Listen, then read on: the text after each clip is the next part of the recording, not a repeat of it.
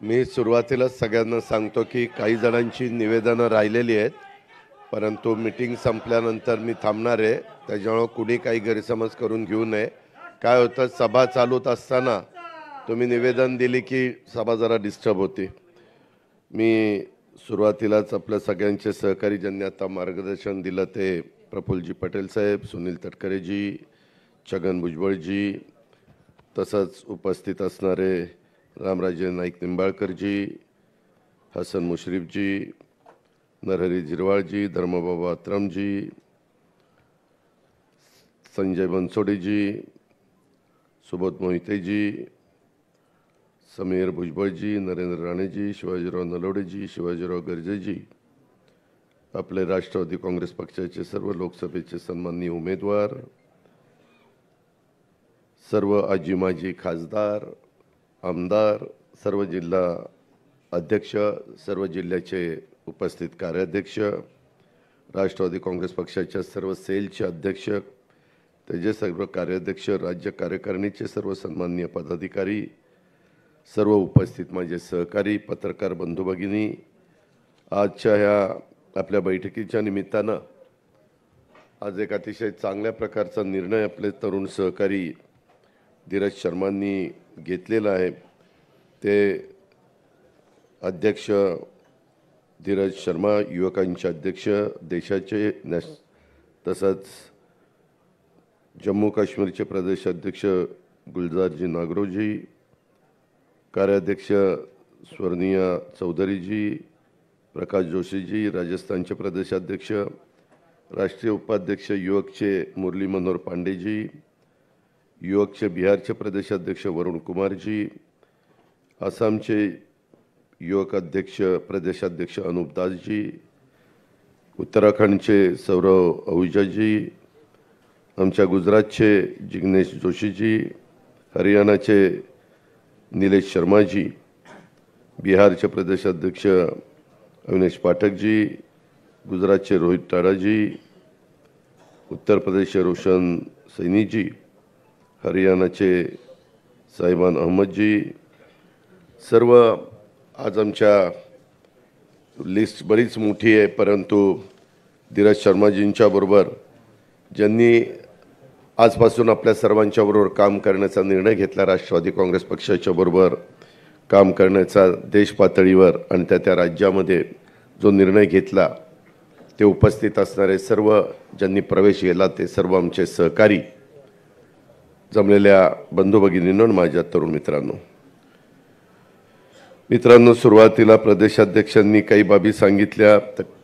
भुजबळ साहेबांनी, प्रफुल्लभाईंनी त्यांनी पण आपल्याला मार्गदर्शन केलं. धीरजनी कशा कारणाकरता तो फार खोलात शिरला नाही, हरकत नाही, परंतु ज्यावेळेस मी धीरजशी स्वतः बोललो, स्वतः प्रफुल्लभाई बोलले, स्वतः सुनील तटकरेजी बोलले, इतर पण अनेक सहकारी मला सतत फोन होत होते, 15-1 दिवसात दादा आम्हाला धीरजला घेऊन तुमच्याशी बोलायचं आहे. आणि तशा पद्धतीने, कारण आज अनेक ठिकाणी संघटनेची जबाबदारी धीरज शर्मांच्यावर आपल्या राष्ट्रवादी काँग्रेस पक्षाने आपण एकत्र सगळे काम करत असताना दिलेली होती. ते वर्किंग कमिटीचे मेंबर होते, नॅशनल स्पोक्समन होते, तसंच इंडिया यूथ फ्रंटचे कन्व्हेनर होते, नॅशनल प्रेसिडेंट नॅशनलिस्ट यूथ काँग्रेसचे होते, को इन्चार्ज सेंट्रल ऑफिसचे नॅशनलिस्ट काँग्रेस पार्टीचे होते, आणि स्टार कंपनीवर महाराष्ट्र लोकसभा समिती हे जे पण ते त्या ठिकाणी पदाधिकारी होते. आणि त्यांच्याबरोबर असंख्य सहकारी आज त्यांच्याबरोबर आलेले आहेत. आपण सगळ्यांनी ते पाहिलं. त्यांना प्रत्येकाला आपली आपली 2-2 मिनटं बोलायचं होतं, परंतु वेळेअभावी ते त्यांचे विचार त्या ठिकाणी मांडू शकले नाही. परंतु मित्रांनो, आपण सगळेच जण म्हणजे भुजबळ साहेब तर जे साक्षीदार आहेत, प्रफुल्लभाई साक्षीदार आहेत, सुनील तटकरेजी साक्षीदार आहेत. 10 जून 1999ला शिवाजी पार्कला ज्यावेळेस पवार साहेबांनी, संगमाजींनी, तारिक अनवरजींनी आणि असंख्य मान्यवरांनी, मग त्याच्यामध्ये भुजबळ साहेब होते, पिचड साहेब होते, प्रफुल्ल पटेलजी होते, पदमसिंह पाटील होते, विजयदादा होते, मोहिते पाटील, मधुकर पिचड होते, हे सगळेजण सिनियर नेते.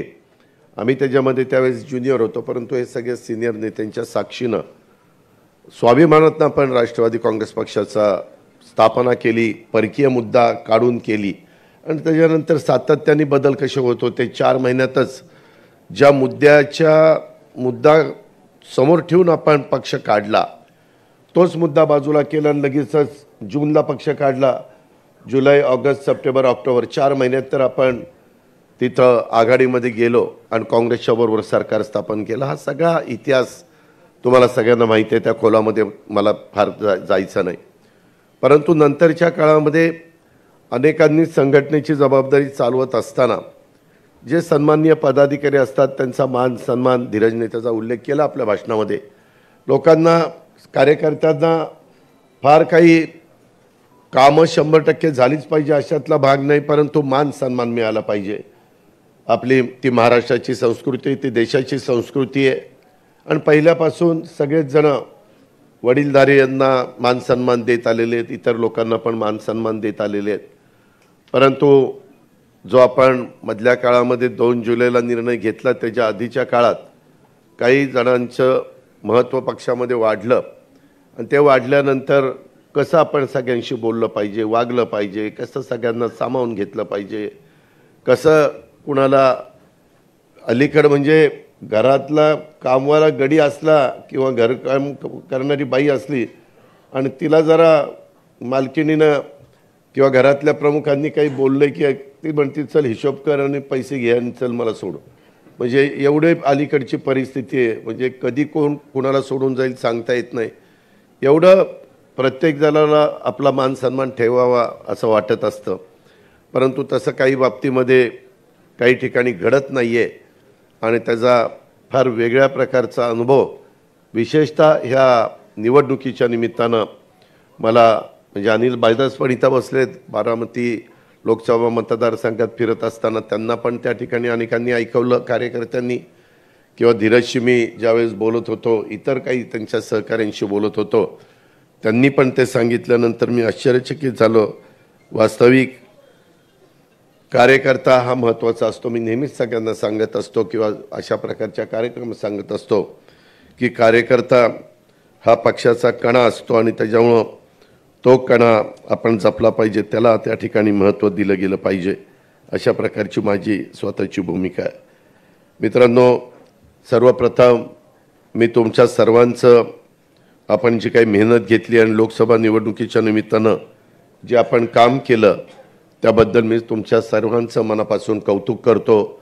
आजच्या बैठकीच्या निमित्तानं मोठ्या संख्येने आपण आलात त्याबद्दल आपलं मनापासून स्वागत देखील करतो. थोडीशी गैरसोय झाली, सगळ्यांना बसायला जागा मिळाली नाही, अनेक जण उभे आहेत आणि त्यांना बसायला खुर्ची देखील तिथं देता आली नाही, ही थोडीशी गैरसोय, परंतु त्याची नोंद निश्चितपणे संघटनेकडनं, पक्षाकडनं घेतली जाईल आणि पुढच्या वेळेस त्याची दुरुस्ती देखील केली जाईल, हे सुरुवातीलाच मी आपल्या सगळ्यांच्या लक्षामध्ये आणून देतो. मित्रांनो, निवडणूक ही राजकीय पक्षासाठी फक्त सत्ता मिळवण्याचं साधन आहे असं मी पण मानत नाही आणि आपल्यातले बरेच जण पण मानत नाहीत. निवडणूक हे आपण सर्वांनी 5 वर्षात लोकांच्या मध्ये जे काम केलेलं असतं त्याचं मूल्यमापन लोक त्या ठिकाणी करतात आणि आपल्याला कौल देतात. लोक देतील तो कौल मान्य करून आपण पुढे जायचं, हे ध्यानात घेऊन आपण आजपर्यंत वाटचाल करत आलेलो आहे. कधी विजयाचा उन्माद देखील होऊन द्यायचा नाही आणि पराभवानी खचून पण जायचं नाही, अशा प्रकारची भूमिका सर्वांनीच कुठल्याही राजकीय पक्षामध्ये असताना प्रत्येकाने घेतली पाहिजे. निवडणूक हा राजकीय कार्यकर्त्याचा तसं बघितलं तर श्वास आहे. कार्यकर्ता लोकांमध्ये असतो, तो लोकांची आणि पक्षाची सातत्याने कामं करत असतो आणि त्यामुळे निवडणुकीत त्यानं लोकांची कामं किती केली आणि त्यानं किती केलेल्या कामांवर हक्कांनी तो किती मतं पक्षाच्यासाठी आणि आपल्यासाठी आणू शकतो याची परीक्षा असते.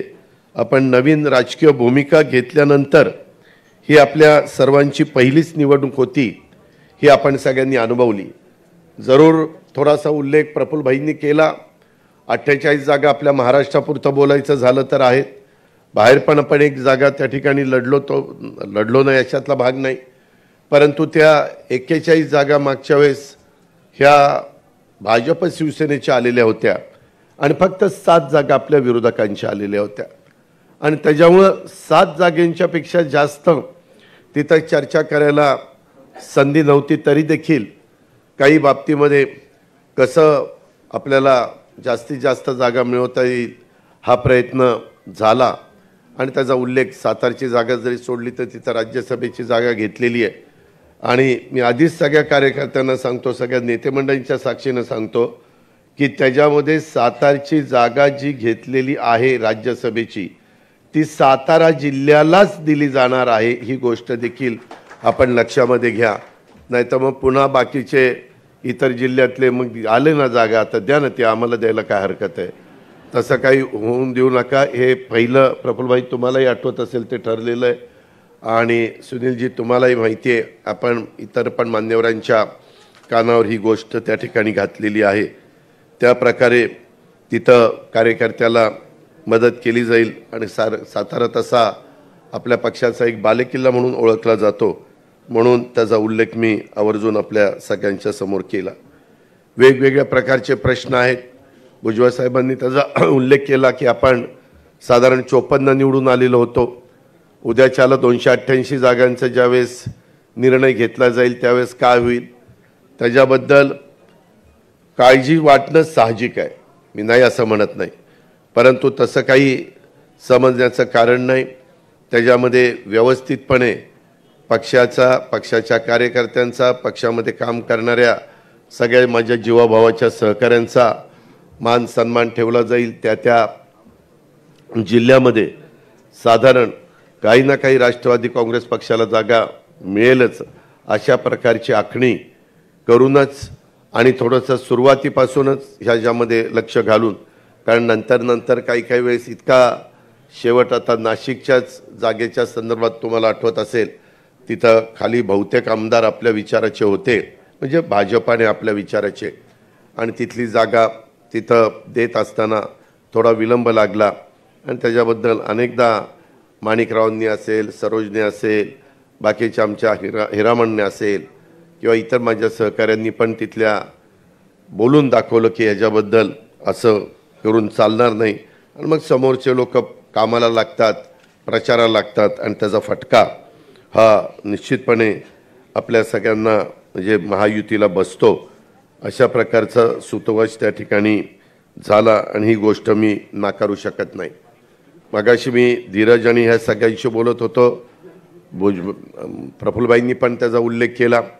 आपल्याला उद्याच्या 10 जूनला 25वां वर्ष आपण साजरं करतोय, म्हणजे 1099 ते 2024, तर त्यामध्ये 25 वर्ष पूर्ण होत आहेत आपल्याला आणि 26वा वर्धापन दिन, पहिला वर्धापन दिन जर 10 जून 1999चा आपण धरला तर, आणि त्याच्यातून पुन्हा राष्ट्रीय पक्ष म्हणून आपल्याला मान्यता मिळवायची आणि तशा प्रकारचा प्रयत्न हा सगळ्यांचा चाललेला आहे. आजच्या ह्या पक्षप्रवेशाच्यामुळं धीरज आणि बाकीच्या सगळ्या प्रदेशाध्यक्षांनी युवकच्या आणि इव्हन फादरच्या पण अध्यक्षांनी ज्यांनी प्रवेश केलेला आहे त्याच्यातनं तिथं पक्षाची ताकद वाढवण्याच्या करता निश्चितपणे मदत झाल्याशिवाय राहणार नाही. त्यांचं सर्वांचं आपण स्वागत केलेलंच आहे आणि पुढचं अधिवेशन कुठं घ्यायचं ज्याचा उल्लेख सुनील तटकरे यांनी केला, मग ते षण्मुखानंदला घ्यायचं का तालकटोराला दिल्लीमध्ये घ्यायचं ते आम्ही त्या ठिकाणी ठरवू. 10 जूनलाच होईल असं सांगता येत नाही, कारण 10 जूनला जर काही वेगळं दिल्लीमध्ये त्या दिवशी घडलं तर 2 दिवस पुढं पण ते जाण्याची शक्यता नाकारता येत नाही. 2-3 दिवस ह्याची पण कृपा करून कार्यकर्त्यांनी नोंद घ्यावी. पण 10 जूनला आपला वर्धापन दिन आहे, तो मात्र वेगवेगळ्या भागामध्ये चांगल्या पद्धतीनं साजरा करण्याच्या बद्दलचा कार्यक्रम हा सगळ्या जिल्हाध्यक्षांना, कार्याध्यक्षांना, सगळ्या माझ्या सहकारी मित्रांना दिला जाईल. त्याबद्दल आपण यत्किंचितही शंका मनामध्ये बाळगू नका, अशा प्रकारची विनंती मी आपल्या सगळ्यांना करीन. मित्रांनो, वेगवेगळ्या प्रकारचे प्रश्न आहेत. विशेषतः पाण्याचे साठे अतिशय कमी झालेले आहेत. 5% कपात, 10% कपात, 15% कपात. वादळ पश्चिम बंगालमध्ये धडकलेलं आहे. प्री मान्सून काही भागामध्ये मोठा कोसळला आहे. हवेच्या वादळी वाऱ्यामुळं प्रचंड नुकसान झालं, पत्रा उडून गेला. तरी देखील त्याच्यामध्ये आपण लक्ष घातलं आणि 25 जिल्ह्यामध्ये साधारण 10,000 हेक्टरचे पंचनामे कालपर्यंत झालेले आहेत. पंचनाम्याचं काम सुरू आहे. कारण तो काही ठिकाणी जनावरं मेलीत, काही ठिकाणी मनुष्यहानी पण झालेली आहे, पत्रे पण उडालेले आहेत, घराचंही नुकसान झालेलं आहे, पिकांचं उन्हाळी पिकांचं नुकसान झालेलं आहे आणि काही भागामध्ये प्रचंड मोठ्या प्रमाणात टँकरनी पाणी पुरवठ्याची मागणी आहे. ती पण मागणी पूर्ण करण्याचं काम आपण करतोय आणि त्याच्यामध्ये सातत्याने आपलं लक्ष आहे. त्यामध्ये ज्या दिवशी आपल्या इकडचं मतदान झालं त्याच्यानंतर ताबडतोबच मंत्रालयामध्ये बसून आमचा सगळ्यांचा आढावा चाललेला आहे. स्वतः मुख्यमंत्री पण घेत आहेत. आज देखील राज्यातील मान्सूनपूर्व तयारीच्या अनुषंगाने आढावा बैठक होती, पण तो आपली बैठक लागल्यामुळं आम्ही मुख्यमंत्र्यांना म्हणालो की उद्या 12 वाजता ती बैठक घ्या. त्याच्यामुळं मान्सूनपूर्व तयारीची पण बैठक उद्या होणार आहे आणि 350व्या शिवराज्याभिषेक महोत्सव 350वा यंदाच्या वर्षी आपल्याला साजरा करायचा आहे आणि त्याचाही उद्याच्याला आम्ही बैठक त्या ठिकाणी ठेवलेली मुख्यमंत्र्यांच्या अध्यक्षतेखाली. ती पण साधारण उद्याच्याला होईल. मला लोकप्रतिनिधींना इथं बरेचसे आमदार आहेत म्हणून त्यांना सांगायचं आहे की या सगळ्याच्या संदर्भात मदत पुनर्वसन खात्याचे मंत्री इथंच आहेत. किती तारखेला आपण बैठक घेतली होती? 21 तारखेला. 21 तारखेला आम्ही बसलो होतो मंत्रालयामध्ये. आम्ही फार टी व्हीकडं किंवा प्रेसकडं जात नाही. बैठक घेतली, अमकं झालं तमकं झालं, फोटो काढा आणि ते सोशल मीडियाला टाका आणि ते अमकं करा. त्याच्यामध्ये थोडीशी आचारसंहितेची अडचण होती. आपण खरं तर 20 तारखेला महाराष्ट्रातल्या निवडणुकीचं मतदान झालं 5व्या टप्प्यातलं आणि ते झाल्यानंतर आम्ही नितीन करीर म्हणून आपले चीफ सेक्रेटरी आहेत, त्यांना सांगितलं तुम्ही निवडणूक आयोगाला कळवा की आता इथं आचारसंहिता शिथिल करा, काढून टाका नका, शिथिल करा की ज्याच्यातनं काही निर्णय मंत्र्यांना घ्यायला सोपं जाईल, कॅबिनेट घेता येईल, कॅबिनेटमध्ये देखील काही निर्णय घेता येतील. कारण आज माझ्याकडे सकाळी काय आमदार भेटायला आलेले होते आणि त्यावेळेस त्यांनी विषय काढला. मी नितीन करीरांना फोन लावला आणि विचारलं की त्यांना आढावा बैठक घेता येईल का, तर ते लोकप्रतिनिधी असताना देखील दुष्काळी आढावा बैठक त्यांना घेता येत नाही. म्हणून आम्ही त्याच दिवशी पत्र पाठवलं आणि बाबा ते लवकर आम्हाला कळवा. तिथं त्यांची परवानगी घेऊन करता येतं, परंतु अजूनपर्यंत आलं नाही. कदाचित आज काही त्याच्याबद्दलचं मत ते व्यक्त करतील, परंतु तो निवडणूक आयोगाचा अधिकार आहे. ही गोष्ट आपल्याला मान्यच करावं लागेल. आता आजच्या पण ह्या 2 बैठका उद्यावर आपण ढकलल्यात, त्याच्याबद्दल देखील आपण त्यांची पूर्व परवानगी घेतलेली आहे. हे पण मी आपल्या सगळ्यांच्या लक्षामध्ये आणून देऊ इच्छितो. आणि त्याच्यामुळं ह्या दुष्काळाच्या बद्दलचा पिण्याचा पाण्याचा प्रश्न, अवकाळी पाऊस, वादळी वारं, हे सगळं जे काही झालेलं आहे त्याच्या संदर्भामध्ये कुठंही काही अपघात, वेगवेगळ्या प्रकारचे, पुण्यामध्ये झालेली घटना, जळगावमध्ये झालेली घटना, नागपूरमध्ये झालेली घटना, डोंबिवलीचा झालेला स्फोट, त्याच्यामध्ये नाहक काही जणांचा बळी गेला, अनधिकृत होल्डिंगचा अपघात जो झाला त्याच्यामध्ये बऱ्याच ज्यांचा काही संबंध नव्हता अशा निष्पाप लोकांना स्वतःचा जीव गमवावा लागला. अशा काही घटना ह्या अलीकडच्या काळामध्ये घडतायत. काही अपघातच आहेत, परंतु ते अपघात घडू नये म्हणून जी काळजी घ्यायला पाहिजे, अनधिकृत मोठ्या प्रमाणावर आपले होल्डिंग आपण हटवण्याचं काम सगळ्या राज्यामध्ये सगळ्यांना दिलेलं आहे आणि त्याच्यामध्ये अशा वेगवेगळ्या प्रकारच्या ह्या सगळ्या गोष्टी आहेत आणि त्यामध्ये बारकाईनं लक्ष घातलेलं आहे. कुठंही राजकीय हस्तक्षेप न होऊन देता, कुणालाही त्याच्यामध्ये न वाचवता, जो दोषी असेल त्याच्यामध्ये योग्य पद्धतीनं कारवाई. आता ज्या मुलाने ॲक्सिडेंट केला त्यालाही ताब्यामध्ये घेतलेलं आहे, त्याच्या बापालाही ताब्यामध्ये घेतलेलं आहे, त्या बापाच्या बापाला पण ताब्यामध्ये घेतलेलं आहे. म्हणजे सांगायचं तात्पर्य 3 जणांना ताब्यामध्ये घेतलेलं आहे आणि त्यांचा सगळं जे काही चौकशी आहे ती अतिशय निष्पक्षपणे चौकशी होईल. त्याबद्दल आपण अजिबात काळजी करू नका. विरोधक त्याचा बाऊ करण्याचा प्रयत्न करतात. अर्थात पुणेकर नाही तर संपूर्ण महाराष्ट्र हळहळलेला आहे आणि आमचा देश पण हळहळलेला आहे. तशा प्रकारच्या बातम्या पण आपण सगळ्यांनी बघितलेल्या आहेत आणि त्याच्याकरता कायदा सुव्यवस्था नीटपणे चोख व्यवस्था राहण्याच्या दृष्टिकोनातनं जी काही खबरदारी राज्य सरकार म्हणून राज्य सरकारने घेतली पाहिजे, पोलीस खात्याने घेतली पाहिजे, ती निश्चितपणे घेण्याचं काम चालू आहे आणि त्याच्यातनं काही पोलीस पण सस्पेंड केले, काही डॉक्टरांना पण ते रक्त तपासणीच्या मध्ये काही गडबड केलेली आहे, त्याच्याही बद्दल त्यांच्यावर ॲक्शन घेण्यात आलेली आहे.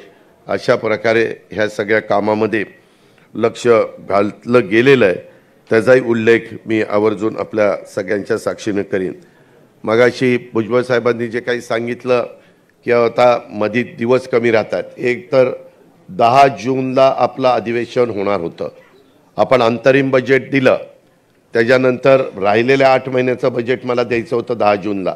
10 जूनला पहिल्यांदा पुरवणी मागण्या आल्या असत्या आणि नंतर मी बजेट मांडणार होतो, पण ते थोडंसं पुढं जाईल. कामकाज सल्लागार समितीची बैठक उद्याच्याला मी CM साहेबांना मध्ये एकदा सांगितलं, परंतु आज गडकरी साहेबांचा वाढदिवस आहे, मी त्यांच्या वाढदिवसाच्या निमित्तानं देखील आपल्या सर्वांच्या वतीनं त्यांना मनपूर्वक शुभेच्छा या ठिकाणी देतो. सकाळीच माझा फोन झालेला होता, पण त्या निमित्तानं उद्याच्याला आम्ही कामकाज सल्लागार समितीची बैठक कधी घ्यायची ते ठरवू आणि ते 10 जूनलाच ठेवायचं का 17 जूनला करायचं का अजून काही 23 जूनला करायचं ते ठरवलं जाईल आणि ते तुम्हाला सगळ्यांना पेपरमध्ये मीडियाच्या माध्यमातून पाहायला मिळेलच आणि त्याचा बाकीच्या पण तुम्हाला त्याच्या संदर्भातले व्हॉट्सअप केले जातील.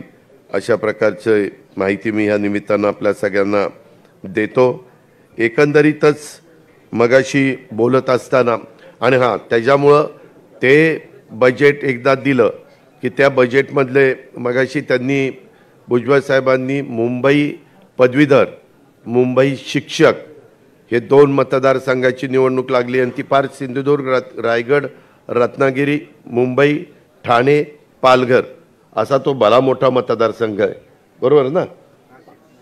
नाही, ती एक झाली. नाशिकची दुसरी, नाशिक, जळगाव, नगर, नंदुरबार आणि धुळे ती दुसरी निवडणूक आहे आणि त्याच्यामुळे या पुन्हा आचारसंहिता. तर भुजबळ साहेबांचं मत बरोबर आहे की फक्त शिक्षक तिथे वोटर असतात आणि काही ठिकाणी पदवीधर तिथं वोटर असतात पदवीधर मतदारसंघात. तर तशा पद्धतीनं ह्या सगळ्याच सारख्या अशा निवडणुका लागल्या तर मग काहीच काम करता येणार नाही. तर त्याची परवानगी आपण घेऊ आणि त्याच्यात लोकप्रतिनिधींना पण त्यांच्या ह्या मधल्या काही काळामध्ये जी काही कामं करणं तातडीनं गरजेचं आहे त्या प्रकारे कामं केली जातील. मी पण साधारण 7 दिवसातले 4 दिवस मंत्रालयात बसणार आहे आणि 3 दिवस फिरतीवर राहणार आहे. आपल्याला आता विभागाचे पण मेळावे घ्यावे लागतील, आपल्याला आता जिल्ह्याचे पण मेळावे घ्यावे लागतील, आपल्याला सुरुवातीपासूनच कामाला लागावं लागेल. मागच्या वेळेस आमचं ठरलेलं होतं एक बघा वल्लभभाई पटेलचा स्टेडियम ना, ते वल्लभभाई पटेल स्टेडियमवर एक मेळावा झाला आणि त्याच्यानंतर जिल्ह्याचे पण मेळावे घ्यायला लावले महायुतीचे, ते पण झाले. पण आमचे नंतर विभागाचे मेळावे काही घेऊ असं करून ते हे झालं. मी उद्याच्याला त्यांना सांगेल की आपण एकत्र घेऊ, परंतु त्यांना जर त्याच्यातनं वेळ नाही मिळाला तर किमान राष्ट्रवादी काँग्रेस पक्षाचे तर आपण त्या ठिकाणी सुरूच करू, कारण काही ठिकाणी पाऊस असतो, कोकणात पाऊस सुरुवातीला येतो, काही ठिकाणी उशिरा येतो. तर त्याचं साधारण गणित बघून आपण ते मेळावे घेऊ, जेणेकरून आपल्याला आता विधानसभेच्या तयारीला तातडीनं लागणं नितांत गरजेचं आहे. ही गोष्ट देखील आपण सगळ्यांनी ध्यानामध्ये घेतली पाहिजे आणि त्याची नोंद पक्ष म्हणून पक्षाच्या स्तरावर आम्ही सगळ्यांनी घेतलेली आहे. ही पण बाब मी तुमच्या सगळ्यांच्या लक्षामध्ये आणून देऊ इच्छितो. वेगवेगळ्या बराचसा अनुभव निवडणुकीच्या निमित्तानं आला. मला बऱ्याचदा वाटायचं की देश पातळीवरची निवडणूक आहे का कुठली निवडणूक आहे, कुठलाही मुद्दा चालायचा रोज सकाळी 9:30-10ला तर भोंगा वाजतोच, तो तर काही हटतच नाही. मग ते काहीतरी भोंगा वाजला की त्याला कोणीतरी उत्तर द्यायचं आणि मीडिया पण त्याच बातम्या चालवतो. अशा पद्धतीनं म्हणजे देशाचं भवितव्य ठरवणारी निवडणूक, 140 कोटी जनतेचा कारभार 5 वर्षाच्या करता कोणाच्या हातामध्ये स्थिर राहू शकतो ही निवडणूक. आणि असं असताना मात्र कुठंतरी जातीपातीचा विचार केला जात होता. आता वास्तविक मायनॉरिटीच्या बद्दल एवढे चांगले निर्णय, मी पण अनेक वर्ष सरकारमध्ये आहे, मी पण काँग्रेसच्या बरोबर म्हणजे भुजबळ साहेब असतील आम्ही सगळ्यांनीच अनेकांनी काँग्रेसच्या बरोबर पण सरकार आम्ही चालवले, त्याच्यामध्ये उद्धव ठाकरे साहेबांच्या बरोबर पण सरकार चालवलं, त्याच्यामध्ये आत्ता आम्ही एकनाथराव शिंदे देवेंद्रजींच्या बरोबर पण सरकार त्या ठिकाणी चालवतं. आणि या सगळ्या काळामध्ये जे जे आत्ता निर्णय झाले त्याच्यात सगळ्यात चांगले निर्णय ह्यावेळेस झालेले. तर मायनॉरिटीला चांगल्या प्रकारचा निधी आपण आमदारांच्या मार्फत दिलेला होता. मौलाना आझाद महामंडळाला 1000 कोटी रुपयाचं भागभांडवल त्या ठिकाणी केलेलं होतं. त्याच्या संदर्भामध्ये आपण दफनभूमी, स्मशानभूमी, वक्फ बोर्ड ह्याच्या सगळ्याचे जे काही प्रश्न अडीअडचणी असतात, उर्दू शाळा, ह्या सगळ्याच्याबद्दल त्याच्यामध्ये जातीनं लक्ष घातलेलं होतं, जे कधीच पाठीमागे इतक्या मोठ्या प्रमाणावर घातलं गेलेलं नव्हतं. आणि वातावरण त्या ठिकाणी चांगलं होतं. मगाशी जे काही प्रफुल्लभाईंनी सांगितलं, थोडंसं उजरता उल्लेख भुजबळ साहेबांनी केला. मी पुन्हा राष्ट्रवादी काँग्रेस पक्षाच्या देशातनं आलेल्या मान्यवरांना पण आणि राज्याच्या कानाकोपऱ्यातनं आलेल्या माझ्या सहकाऱ्यांना पण सांगू इच्छितो, काही झालं तरी शाहू फुले आंबेडकरांची विचारधारा राष्ट्रवादी काँग्रेस पक्षाने सोडलेली नाही, पुढेही कधी राष्ट्रवादी काँग्रेस पक्ष सोडणार नाही. जे मगाशी प्रफुल्लभाईंनी सांगितलं, मी प्रफुल्लभाई त्यावेळेस तिथं होतो आणि त्यावेळेस समोर नरेंद्रभाई आणि अमितभाई बसलेले होते, लड्डाजी पण होते, ते 3 जण होते आणि आपण इकडे 2 जण बसलो होतो. त्यावेळेस मी त्यांना स्पष्ट ह्या भाषेमध्ये सांगितलं की आमची शाहू फुले आंबेडकरांची विचारधारा आहे.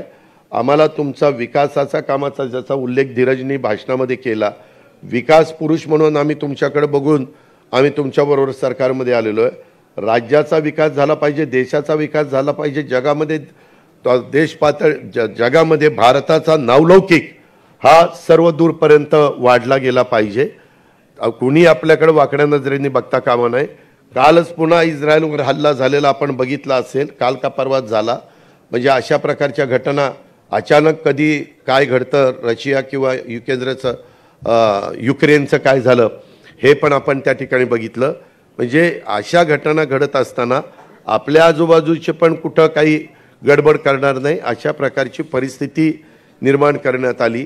परंतु मला आठवतं आहे, आपल्यातल्या काही सहकारी मित्रांना आठवत असेल, आपण एकत्र काम करत असताना डॉक्टर बाबासाहेब आंबेडकरांचा पुतळा आहे मंत्रालयाच्या पलीकडं, तिथून आपण देश बचाव संविधान बचाव असा एक मोर्चा काढला होता. आणि मी त्यावेळेस फारुख अब्दुल्ला वगैरे सगळ्यांना आपण बोलवलं होतं आणि सगळ्यांनी चालत जाऊन शिवाजी महाराजांच्या गेटवे ऑफ इंडियाच्या पुतळ्यापाशी आपण गेलो आणि तिथं त्याचा समारोप तिथं केला. मी नंतर काहींना विचारलं, देश बचाव संविधान बचाव हे कसं काय आलं? म्हणले नाही, त्याच्यामध्ये कधी कधी नरेटिव्ह सेट करावा लागतो, नरेटिव्ह सेट करावा लागतो. कुणी काही म्हणलेलं नव्हतं संविधान बदलायचं काही, आणि तसंच हे आत्ता झालं. आम्ही सगळेजण बेंबीच्या देठापासून सांगत होतो, अरे संविधान बदललं जाणार नाही, संविधान दिन साजरा करण्यात आलेला आहे. बाबासाहेब आंबेडकरांना पाडण्याचं काम काँग्रेसवाल्यांनी केलं, काँग्रेसवाल्यांनी त्यांचा निवडणुकीमध्ये पराभव केला वगैरे वगैरे वगैरे. परंतु लोक त्या ठिकाणी ऐकण्याच्या मनस्थितीमध्ये नव्हते आणि सांगण्याचा रामदास आठवले पण प्रयत्न करत होते, आम्ही पण सगळे प्रयत्न करत होतो. ज्याचा उल्लेख माझ्या आधीच्या वक्त्यांनी केला, त्यांनी सांगितलेलं पण खरं आहे. आम्ही पण कांद्याच्याबद्दल विशेषतः माझ्या नाशिक, नंतर पुणे, नंतर अहमदनगर अशा काही जिल्ह्याशी संबंधित हा कांद्याचा विषय, तेव्हा पण मी मोदी साहेबांना सांगितलं की हे एक्सपोर्ट चालू करा. निवडणुका जाहीर झाल्या एक्सपोर्ट चालू झाला असता तरी देखील यांनी तर, मी त्या दिवशी नाशिकच्या सभेमध्ये मी सुनील तटकरे यांना, प्रफुल्लभाईंना सांगितलं की भुजबळ साहेबांना तिथं पक्षाच्या वतीने बोलायला संधी द्या. त्यांनी पत्र पण त्यांना दिलं. पण त्या एकेका गोष्टीचा उल्लेख काय होतं, 5 वर्ष किती काही काम केलं तर कधी फार लक्षात ठेवता असं नाही. आपल्या इथली शॉर्ट मेमरी जगात कुठं बघायला मिळणार नाही. अशी शॉर्ट मेमरी आपली भारतीयांची आहे, ही फॅक्ट आहे. त्याच्यावर त्या 3-4 महिन्यात काय चालते, 5-6 महिन्यात त्याच्यावरच इलेक्शनचा सगळा बाकीचं हे चालतं. म्हणजे काय होणार काय नाही होणार असं. आणि त्याबद्दल आपण सगळ्यांनी काळजी केली पाहिजे, घेतली पाहिजे. संघटना म्हणून निश्चितपणे आम्ही आमच्या स्तरावर त्या ठिकाणी काळजी घेऊच, ह्याबद्दल तिळमात्र शंका मनामध्ये कुणी बाळगू नका. पण एकंदरीत मला आठवतं आहे, आम्ही ज्यावेळेस एकत्रपणे आपण काम करायचो त्यावेळेस कधी कधी आम्हाला सांगितलं जायचं, जरा शिवसेनेवर टोकाची भूमिका घ्या, शिवसेनेला ठोका, शिवसेनेवर त्या, म्हणजे आपण एकत्र महाविकास आघाडीत असताना मी त्यांना विचारायचो काय, ते म्हणले शिवसेनेला ठोकल्यावर अल्पसंख्याकांना फार समाधान मिळतं, आनंद वाटतो. म्हणजे शिवसेनेला हे विरोध करतात आणि यावेळेस तर अल्पसंख्याक तर शिवसेनेबरोबरच जायला निघाला होता. म्हणजे काय कुठं कसं गणित बदलतं काय ते ब्रह्मदेव आला तरी सांगू शकणार नाही यावेळेस काय होणार आणि काय नाही. त्या माझ्या बीड, जालना आणि परभणी ह्या जिल्ह्यात तर जातीवादावरच इलेक्शन गेलं. मराठेतर म्हणजे काही काही गावामध्ये हेच सुरू झालं. म्हणजे अरे कुठं देश चाललाय, काय चाललंय, जग कुठं चाललंय, आपण कुठल्या अजून जातीपातीमध्ये कुठं अडकून बसतोय.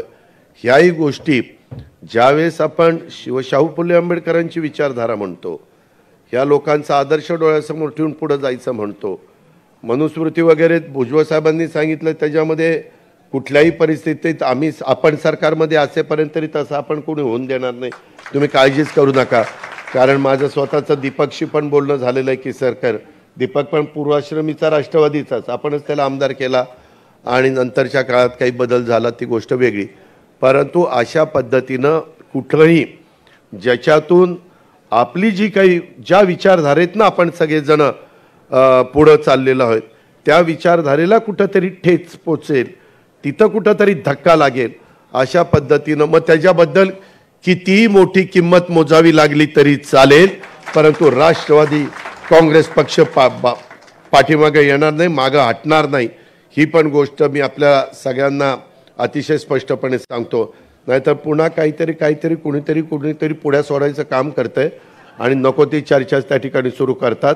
हे स्पष्ट सगळ्यांनी त्याच्याबद्दलची नोंद आपण सगळ्यांनी घ्यावी, अशा प्रकारची माझी आपल्याला सूचना आहे. आता हे पुण्याच्या संदर्भामध्ये वेगवेगळ्या गोष्टी चाललेल्या आहेत. खरं तर आर पाटीलच गृहमंत्री असताना डान्स बार बंदी वगैरे आपण कायदा केलेला होता. आता ते डान्स बार बंदी असेल, पब बंदी असेल, ऑर्केस्ट्रा बार बंदी असेल, ह्याच्याबद्दल पण एकदा फेर विचार करून कशा पद्धतीनं नियम कायदे करायचे आणि त्याच्यातून कुठल्याही परिस्थितीमध्ये जे सज्ञान नाहीत अशा मुलांना ज्या गोष्टी नको त्या मिळतात आणि पालकांचंही लक्ष नसतं आणि मग त्याच्यात निष्पाप काही तरुणींना पण स्वतःचा जीव गमवावा लागतो, ते पण अजिबात होता कामा नये. म्हणून जी काही पावलं उचलावी लागतील ती पावलं उचलली जातील, ह्याही बद्दलची नोंद आपण सगळ्यांनी ह्या बैठकीच्या निमित्तानं घ्यावी. दुसरा एक विषय मला तुम्हाला सांगायचा होता, मी त्याचा साक्षीदार आहे, ह्याच्यातले बरेच इथं बसलेले त्याचे साक्षीदार आहे. 2004च्या बद्दल मधी पवार साहेबांनी एक स्टेटमेंट केलं की 2004ला जर राष्ट्रवादी काँग्रेस पक्षाचा मुख्यमंत्री केला असता तर पक्ष फुटला असता. दादांत खोटं आहे, दादांत खोटं. मी त्यावेळेस होतो, त्याच्यामध्ये आम्ही सगळेच जण होतो, भुजबळ साहेब होते, प्रफुल्लभाई होते, तटकरे साहेब होते, सगळे आम्ही होतो. उलट आम्हाला वाटत होतं ते करावं आणि मी तर त्यावेळेस मुख्यमंत्री पदाचा मध्ये इंटरेस्टेड नव्हतो त्यावेळेस. तर त्यावेळेस मला वाटत होतं की भुजबळ साहेब त्या ठिकाणी होतील, कारण राष्ट्रवादी काँग्रेस पक्षाची स्थापना झाल्यानंतर खऱ्या अर्थाने महाराष्ट्राच्या कानाकोपऱ्यामध्ये राष्ट्रवादी पक्ष पोचवण्याचं काम कुणी जर केलं असेल तर ते भुजबळ साहेबांनी केलं. ही गोष्ट कुणीही नाकारू शकत नाही. आम्ही सगळेजण बघत होतो, प्रचंड म्हणजे पहिले अध्यक्ष पण होते आणि त्यांनी कशा पद्धतीनं त्यावेळेस बाळासाहेब ठाकरेंच्या हिंदू हृदय सम्राट सरसेनापती बाळासाहेब ठाकरेंच्याबद्दल बोलणं म्हणजे लोक म्हणायचे अरे बापरे आता ह्याचं काही खरं नाही. परंतु त्यांनी ते किणी प्रकरण आणि काय कोण टी काय मी आता ते काही काढत नाही, परंतु ते सगळं काढलेलं होतं आणि त्याच्यातनं एक वातावरण असं निर्माण झालं. पण एवढं वातावरण निर्माण होऊन देखील आपण 58लाच थांबलो आणि काँग्रेसचं प्रचाराला कुणी नव्हतं तरी ते 75ला गेले आणि तिथली आपली संधी त्या ठिकाणी गेली. पण 2004ला पुन्हा सगळ्यांनी चांगल्या पद्धतीनं कामं केली आणि ती संधी आली. परंतु आता आपले नेते म्हणजे वरिष्ठ नेते जे काही सांगतायत की बाबा असं आहे तसं नाही, त्याच्यामध्ये खरं कारण असं आहे की 91ला काही नवे होते कुठं, पद्मसिंह पाटील तर मला आठवत आहे, प्रफुल्लभाई तुम्हालाही आठवत असेल, ज्यावेळेस 91ला पवार साहेबांना संरक्षण मंत्री म्हणून जाण्याची वेळ आली त्यावेळेस मॅक्झिमम आम्ही आमदार सेवा सदनला बसलो होतो. सेवा सदन हा सगळे आम्ही होतो. सेवा सदनला मेजॉरिटी तिथं एकत्र काँग्रेस होती आणि सगळ्यांनी पद्मसिंह पाटलांचं नाव दिलं होतं. त्याच्यात सुधाकरराव नाईकांचं नाव कुठं चर्चेला नव्हतं. सुधाकरराव नाईक सिनियर नेते आहेत, त्यांच्याबद्दल आदर आहे, त्यांच्या हाताखाली आम्ही भुजबळ साहेबांनी काम केलं, त्याच्यातनं गैरसमज कोणी करू नका. पण तिथं जाताना पद्मसिंहांना न करता पवारसाहेब शेवटी अंतिम निर्णय घेणारे साहेबांनी तो निर्णय घेतला आणि ते सरकार त्या ठिकाणी बदललं गेलं. आणि नंतर भुजबळ साहेब प्रफुल्ल आपले पद्मसिंह विजयदादा वगैरे त्या सगळ्या मंत्रिमंडळामध्ये राहिले. सांगायचं तात्पर्य तेव्हा तर पण त्यांचा विचार झालाच होता. ही कधीची गोष्ट 91 आणि नंतर कुठं आला 2004 म्हणजे मग 13, 14, 15 वर्षांनी संबंध आला. मग 14-15 वर्षांनी सगळे नौके होते. नौके म्हणायचं कारणच नव्हतं. पण आता काही पण सांगतात.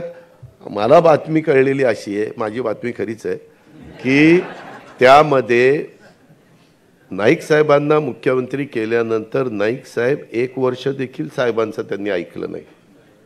1 वर्षाच्या आतच नाईक साहेबांनी ते सावज टप्प्यामध्ये आलं की मी ते सावज टिपतो असं काय काय ते बोलले बघा. आणि 17 लोकांना आपल्याला भुजबळ साहेब काढून टाकलं. काय ते विजयदादांनी आपल्याला कळवलं की तुम्हाला 17 लोकांना मंत्रिमंडळातनं काढलं आणि तिथनं ते सगळी गडबड झाली. पण 2004ला कदाचित साहेबांनी प्रफुल्लभाईंनी असा विचार केला असेल की 91ला केल्यावर ह्यांनी वर्षातच नाही ऐकलं आपलं, आता जर कोणी केलं तर आपल्या दोघांना कायमचं हे दिल्लीलाच पाठवतील. त्याच्यामुळे कदाचित मुख्यमंत्रीपद घेतलं नसेल. हे आता सांगता येत नाही. काही ना काही त्याला कारण आहे. उगीच आता काहीतरी करतात. वास्तविक भुजबळ साहेबांच्या आणि मी आज पण राष्ट्रवादी काँग्रेस पक्षाच्या सगळ्या सहकाऱ्यांना सांगतो, 91ला 2004ला मुख्यमंत्रीपद घेतलं असताना तिथपासून नंतर कायम राष्ट्रवादीकडेच मुख्यमंत्रीपद राहिलं असतं. भले कुणीही झाले, भुजबळ साहेब झाले असते, तिथं काय RR पाटील झाले असते किंवा आणखीन कुणी झालं असतं. पण सतत, कारण मुख्यमंत्र्याच्या हातात एवढी पॉवर असती की आता आम्ही अनेक सरकारमध्ये कामं केलेले असल्यामुळे ते बघतो. परंतु हरकत नाही, आता तेच उघडण्यात बसण्यात अर्थ नाही. सांगायचं तात्पर्य आपण पुन्हा जोमाने कामाला लागू. जास्तीत जास्त जागा घेण्याची जबाबदारी आम्ही सगळेजण जे चर्चा करतो. हां, ते विदर्भामध्ये एक विधान परिषद, विदर्भाचे एक बरोबर आहे, एक विधान परिषद घेतली आणि अजून एक खानदेशमध्ये एक घ्यायची. ते तटकरे साहेबांचं आपलं आणि तुमचं आणि देवेंद्रजीचं बोलणं झालं. फक्त एकाशी बोलायचं आहे. त्याच्यावर ते 2 तरी त्या विधान परिषद आपण जास्त घेणार आहेत. सांगायचं तात्पर्य, जरी आपण कुठंतरी युतीमध्ये तडजोड करण्याच्या करता काही म्हणतात ना, युद्धात जिंकले पण तहात हारले असं फाला नाही. तसलं काय होणार नाही. युद्धात पण जिंकलं जाईल आणि तहात पण जिंकलं जाईल. तुम्ही काही काळजी करू नका. त्या पद्धतीनं आपण काम करू. आणि इतर जर मान्यवरांनी खरं तर काही आज आम्हाला काही जिल्हाध्यक्षांच्या पण काही बाबी ऐकायच्या होत्या, परंतु वेळ बराच झालेला होता आणि धीरजनी पण सांगितलेलं होतं, धीरजची चर्चा झाली नाही. सगळे मान्यवर परराज्यातनं सगळे आलेले होते. थोडंसं घाईत हे सगळ्या गोष्टी झाल्या, परंतु एकदा तुम्हाला सगळ्यांना घेऊन बसणं गरजेचं होतं. बरेच जण आमदार अजून परदेशी पण गेलेले आहेत, काही अभ्यास दौऱ्यावर गेलेले आहेत, काही फॅमिलीला घेऊन गेलेले आहेत. अभ्यास दौरा कसा असतो ते नरहरी झिरवाळांना माहिती आहे. परदेशातला अभ्यास दौरा तर त्याच्यामध्ये हरकत नाही. पण काहींना वाटतं की काही जण म्हणजे जावं 4 दिवस कुठं फॅमिलीला घेऊन, आणि त्या पद्धतीनं काही जण येऊ शकलेले नाहीत. आणि काही बाबतीमध्ये आम्ही खरं तर 22लाच मीटिंग घेणार होतो, परंतु त्यावेळेस लगेच मीटिंग घेणं बरोबर नाही म्हणून ती आज 27ची तारीख आपण काढली. मला लोकप्रतिनिधींना पण सांगायचं, त्यांचे जे काही असणारे काही प्रश्न असतील, इतर काही गोष्टी असतील, ते याच्याबद्दल कुठल्याही अफवांच्यावर कुणीच कार्यकर्त्यांनी, अध्यक्षांनी, सहकाऱ्यांनी विश्वास ठेवू नका. आत्ता आम्ही जे काही सांगितलेलं आहे ते त्याच पद्धतीनं आपल्याला सगळ्यांना पुढं जायचं आहे. त्याच्यामुळं कारण नसताना वेगवेगळ्या 4 तारखेच्या निकालाच्या बद्दल तर मगाशी प्रफुल्लभाईंनी थोडंसं विस्तृतपणे सांगितलेलं असल्यामुळे मी त्या खोलामध्ये जात नाही. इतर पण काही निवेदन दिलेले आहेत, काहींना अजून काही सेलचे पदाधिकारी म्हणून पाहिजे, आणखीन काही वेगवेगळ्या ठिकाणी पाहिजे, त्याच्याबद्दल पण आपण योग्य ती कारवाई करू. याबद्दलची पण नोंद आपण सगळ्यांनी ह्या निमित्ताने घ्यावी. आणि आज महायुती एक सरकार म्हणून कुठल्याही बाबतीमध्ये हे जे काही नैसर्गिक संकट आलेलं आहे त्याच्यावर मात करण्याच्या करता, त्याच्यातनं मार्ग काढण्याच्या करता कुठं कमी पडत नाही. एक चर्चा अशी पण चाललेली आहे की जून महिन्यात कदाचित पाऊसच पडणार नाही आणि मधी अशी परवा कोणीतरी पवार साहेबांनीच एक चर्चा केलेली होती आणि ते धनंजय काहीतरी परदेशात गेला आहे, धनंजयच्या मुलीचा एक पदवीदान समारंभ आहे, त्याच्याकरता गेला.